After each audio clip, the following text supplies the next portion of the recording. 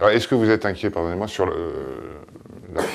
la montée forte de l'extrême droite, celle-ci représentée par Philippe Loiseau, avec le FN, ou est-ce que pour vous, c'est un coup dans l'eau? Est-ce que vous pensez que le FN va être fort pour ces élections? Je ne vais pas faire le vote avant les électeurs, mais je crois qu'il y a là un phénomène qui est préoccupant. Je ne suis pas de ceux qui jettent l'anathème, etc., etc.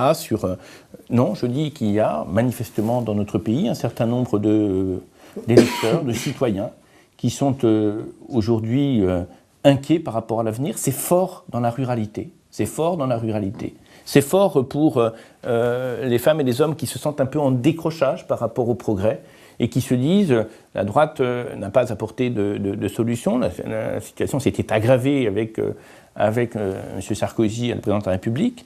C'est aggravé aussi par François Hollande. La gauche tarde véritablement à trouver les réponses attendues, et donc on va regarder ailleurs. Moi, je dis à ces femmes et à ces hommes, attention, deux choses. D'une part, il ne faut jamais transiger avec les valeurs, avec les principes de liberté, les principes de respect, les principes de démocratie, les principes républicains.